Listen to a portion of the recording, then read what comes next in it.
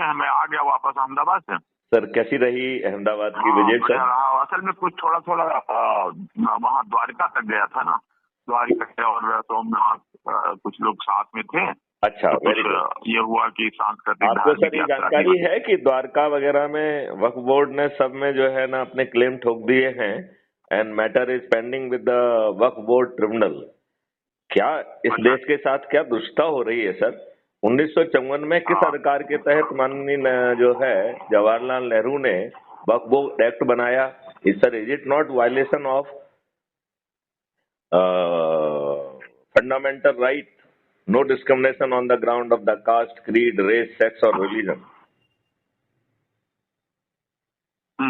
नहीं वो क्या हमें मालूम नहीं। द्वारिका क्या वेबसाइट पे क्या कर दिया सर? उन्होंने वक्फ बोर्ड ने क्लेम किया है वहाँ एक मंदिर के एरिया में एक बड़ी लंबी चौड़ी मस्जिद बना ली है और पूरी स्ट्रिप को कहा है कि ये वक्फ बोर्ड की प्रॉपर्टी है। अच्छा। और ऐसा ही 2-3-4 मंदिरों के साथ और भी किया है। अच्छा। तो इतना घटिया कानून और जो कि रिलीजियस डिस्क्रिमिनेशन के ऊपर है, मेरा सर आपसे निवेदन है कि क्या ये संविधान की व्यवस्था का उल्लंघन नहीं है क्या? नंबर 1। नंबर 2 सर, हम और आप जैसे विद्वान क्या कर रहे थे? ऐसा होता है कि पर्सनल बायसेस, चाहे वो लोग पॉलिटिक्स में है चाहे एडमिनिस्ट्रेशन में है, पर्सनल बायसेस सब जगह काम करती हैं। तो नेहरू जी की बायसेस थी कुछ अपनी, तो उसकी वजह से उन्होंने बनाया था। उस समय वो उनकी पोजीशन वही थी जैसे आज। सर विद्वानों ने ये क्यों नहीं कहा कि it is a discrimination on the basis of religion and it is a violation of the fundamental right and can not be done legally? हमने उसके बजाय अपने छोटे से लाभ के लिए उनका ही तरफ लिया, उनके ही फेवर में ही प्रोसीडिंग्स लिखी और अपने जो है ना थोड़े से लाभ की पोस्टिंग के लिए हम लोग मरते पिटते रहे। सर ये कौन सी सोच है, कौन सा चिंतन है? क्या हमें अपने आप को विद्वान कहने का सच में हक है सर?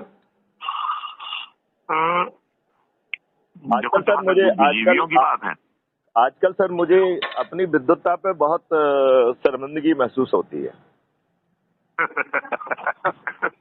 चलो धन्यवाद दो कम से कम कि जिस प्रक्रिया से तुम इस विद्वता की स्थिति में पहुंचे हो। जी सर। कम से कम उसमें तुमको धीरे धीरे इतना स्वतंत्र चिंतन के लिए उस स्थिति में ला दिया। जी सर। कि तुम ये साहस कर रहे हो कि हाँ ये गलत है, ये नेहरू जी ने गलत किया। अन्यथा आप जानते हैं कि मानव स्वभाव है कि पहले अपने सर्वाइवल की लड़ाई करता है, संघर्ष करता है, और फिर उसके बाद जब सर्वाइवल की स्थिति से ऊपर उठ जाता है तब और लोगों के बारे में चिंता करता है। नहीं लेकिन सर यदि अच्छा भारत बन जाएगा तो हमारा सर्वाइवल तो समृद्धिपूर्ण, गरीबी मुक्त और अच्छा हो ही जाएगा सर। हमें उसकी चिंता क्यों होना चाहिए? किसकी चिंता? अपने सर्वाइवल की सर। जब सर्वाइवल जो है होनी चाहिए। अरे वो मानव स्वभाव है, उसमें उसको अन्यथा नहीं लेना चाहिए। आदमी पहले अपने भोजन की, वस्त्र की, मकान की और अपनी निजी व्यवस्था चिंता करता है, और तब उसके बाद तो ऐसी चीजें जो सर्वाइवल के साथ ही जुड़ी हैं कि आदमी अगर जीवित रहेगा, काम करेगा, तभी आगे चिंतन भी कर पाएगा। तो वही हाल बुद्धिजीवियों का था कि नेहरू जी के समय में नेहरू जी की स्थिति राजा की तरह की थी। तो राजा के खिलाफ बुद्धिजीवी लोग बोलेंगे तो या तो इग्नोर कर दिए जाते हैं। कितना महान राजनेता था जिसके फेवर में 16 कमेटियों में से एक कमेटी ने भी वोट नहीं दिया था। कितना महान नेता था ये। हमारे माननीय जो है महात्मा गांधी जी कितने महान जो है ना डेमोक्रेटिक व्यक्ति थे कि उन्होंने जिसको 0 वोट मिला उसको प्रमोट किया। और हमारे सुभाष चंद्र बोस जी जो 1939 में विधिवत जो है अध्यक्ष चुने गए थे, उनको वो किया। हाँ, उनको जो है प्रेसिडेंट के पद पर काम नहीं करने दिया, जबकि ये स्वयं जो है इवन कांग्रेस के सदस्य भी नहीं थे। आपने मालूम नहीं सर इनका एक डिपोजिशन कोर्ट में पढ़ा है कि नहीं पढ़ा है, मैं उसको भेज दूंगा आपके पास। एक किताब में छपा है जो कि एनी बेसेंट के रेफरेंस से उसमें पूरा डिटेल दिया हुआ है, जिसमें ये कह रहे हैं कि I am the most humble servant of the britishers. ये इन्होंने कहा कि जो है I do not want any independence on the debris of the britishers. Britishers कौन थे? ऑक्यूपायर इस थे। प्रकार के सारे बयान, सारे संवाद जितने होते हैं वो मनुष्य की अपनी परिस्थिति और देश काल के अनुसार अपनी हैसियत के अनुसार दिए जाते हैं। इसलिए वो सार्वजनिक और सार्वभौमिक नहीं हुआ करते हैं कि वो उसी एक ही व्यक्ति के, चाहे कोई भी महापुरुष हो ये लोग, वो उनके अलग अलग स्टेटमेंट अलग अलग समय में मिल जाएंगे जो परस्पर विरोधाभासी भी रहते हैं, लेकिन उसको उसी लाइट में देखना चाहिए। उसमें बहुत ज्यादा जाने से ना कोई फायदा है देश का और ना कोई बहुत उस पर समीक्षा करने की जरूरत। भविष्य को देखना चाहिए। ये सब अच्छा सर, इस बात को छोड़ते हैं सर।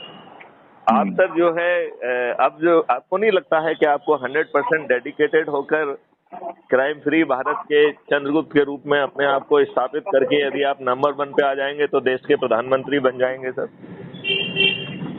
देखो, ऐसी बात है कि जो अभी पहले ये तो सुना ही होगा कि अगर बन भी जाए तो भी उसको इस प्रकार से प्रचारित करके कहने में होता क्या है कि नहीं सर, ये तो ओपन है ना सर। देखिए सर, यदि आप अधिक से अधिक लोगों को जोड़ेंगे तो ये घोषित पॉलिसी है क्राइम फ्री भारत मिशन की कि जो भी जो है सबसे अधिक लोगों को जोड़कर नंबर 1 बनेगा वो प्रधानमंत्री होगा, जो नंबर 2, 3 बनेगा वो प्रधानमंत्री। है तो घोषित पॉलिसी है, हमने आपको डॉक्यूमेंट शेयर किए, उसमें लिखा हुआ है। हाँ, लिखा हुआ है। तो ये तो घोषित पॉलिसी है और ये ओपन पॉलिसी है, ये तो कंपटीशन है। किसी दूसरे की औकात है तो जो है ना सूर्य कुमार शुक्ला से ज्यादा लोगों को जोड़ के दिखाएं। यदि मैथिली गुप्त जोड़ेंगे तो मैथिली गुप्त बन जाएंगे, यदि सूर्य कुमार शुक्ला जी जोड़ेंगे तो मैथिली शुक्ला बन जाएंगे। कहा था कि क्योंकि अभी मैं एक तुम्हारा जो सामाजिक संगठन है तो उसमें मैं साथ में हूँ, लेकिन अभी थोड़ा सा राजनीतिक वाले में बताया था। तो इसमें राजनीतिक है ही नहीं सब कुछ, इसमें क्या राजनीति है सर? इसमें तो जो है सामाजिक और राष्ट्रीय कामों में तो राष्ट्र हित के कामों में, समाज हित के कामों में तो हम लोग साथ ही हैं। वो जो भी काम होगा उसको नहीं, ये सर जो है वो ढीला पूला साथ वाला काम नहीं चलेगा। इसमें कमिटेड होकर सर जो है हमें 2 संगोष्ठियां मिनिमम लेना पड़ेंगी और यदि 10 ले तो और भी अच्छा है। और हमें जिन संगठनों को हम जानते हैं, जिन अच्छे लोगों को जानते हैं, उन्हें हमें जो है ना रोप इन करना पड़ेगा, उनसे हमें बात करना पड़ेगी, उनको हमको जोड़ना पड़ेगा। यदि ये हम ऐसे ढीले ढंग से चलेंगे तो 3-4 महीने यूं निकल जाएंगे। जब हम एक अद्भुत भारत पैदा करने की स्थिति में हैं, जब हम गुलामों के नियम कानून में आमूल चूल परिवर्तन करने की स्थिति में हैं, जब हम जो है प्रशासनिक व्यवस्था को जो है पारदर्शी, अकाउंटेबल, संवेदनशील बनाने के साथ साथ यदि ऊंचे पदों पर बैठे हुए हम जैसे व्यक्ति यदि उचित समय पर सही निर्णय नहीं लेते हैं तो उन्हें लाखों में हर्जाना देना पड़ेगा और वो भी अपनी जेब से जो उनकी औकात नहीं होगी। तो जब हम ऐसी व्यवस्था जमीन पर उतार सकते हैं, जब हम जो है ना बिना थाने जाए FIR दर्ज कराने का सिस्टम इवॉल्व कर सकते हैं, जब हम जो है यदि कोई झूठी FIR करे तो जेल में सड़ी ये व्यवस्था ला सकते हैं, 15 दिन में हम उन काट साक्ष्यों को जो है ना संग्रहित करने की क्षमता पैदा कर सकते हैं, जो आज की पुलिस की औकात नहीं है। औकात नहीं है word, I am using word, औकात नहीं है। तो वो यदि हम वो कर सकते हैं तो सर आपको नहीं लगता है कि हमें करना चाहिए? देखिए सर, मतलब जो बातें आप कह रहे हो तो गुप्ता जी, तो इसमें है क्या प्रधान की संसद से या विधानसभा से ये प्रस्ताव पास होने होंगे कि हाँ ऐसी व्यवस्था कर दी जाए, क्योंकि कानून बनाने का अधिकार वर्तमान समय में अभी तो वो हम ही तो सांसद होंगे, हम ही विधायक होंगे, चंद्रगुप्त ही विधायक होंगे, चंद्रगुप्त ही जीतेंगे और वो भी बिना खर्च के जीतेंगे। तो जब वो स्थिति होगी तो जरूर किया जाएगा बेस्ट पॉसिबल। नहीं, उस स्थिति को पैदा करने के लिए क्या हम लोगों को जगा रहे हैं? क्या हम जिनको जानते हैं उनके पास जा रहे हैं? क्या उनको चंद्रगुप्त बनाकर संगोष्ठियां करने के लिए आज प्रेरित कर रहे हैं? क्या हम उन इंडस्ट्रीज को पैदा करने के लिए और उनको जो है ना जोड़ने के लिए तैयार हैं जिन्हें जो है ना कर मुक्त भारत मिलेगा? क्या हम जो है ना उन व्यापारिक संगठनों को जोड़ने के लिए तैयार हैं जिन्हें बिना पूंजी करने का के जो है ना व्यवसाय करने का अधिकार मिलेगा?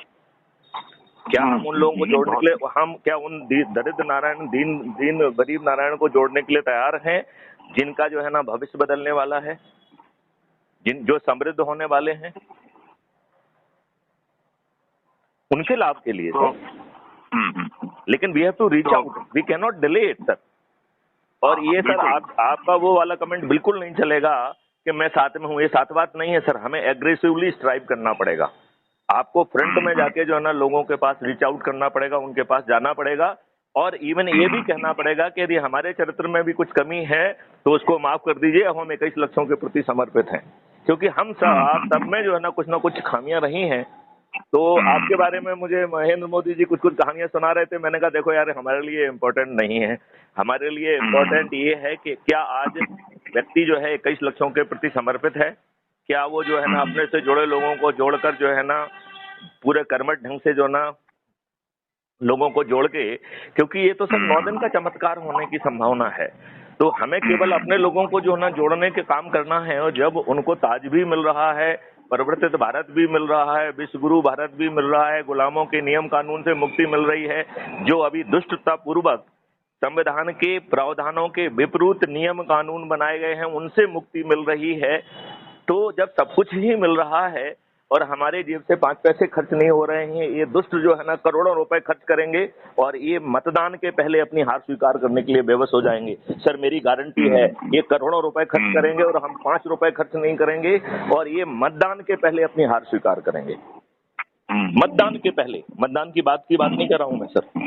इतना पावरफुल है मॉडल। फिर हम सर ये असमंजस की स्थिति, पावरफुल मॉडल है, और पावरफुल कहते हैं ना कि विचार ही तो सबसे इम्पोर्टेंट होते हैं, और विचार ही पूरी स्थिति परिस्थिति को बदल देते हैं। तो बिल्कुल मैं सहमत हूँ इस बात से कि और उसके लिए पूरा जोर लगाना चाहिए ही, और जितना संभव होगा हम भी लगाएंगे, उसमें कोई संदेह नहीं है। तो सर एक हम रिव्यू करें ना, जिसमें हम कहें कि आज के हमारे दिन के प्रयास ये रहे, तो कम से कम हमारी कोर टीम यदि मुझे सर ये बता पाएगी कि सर हमारे प्रयास ये रहे, तो जहां जहां कमी होगी वो हो जाएगी।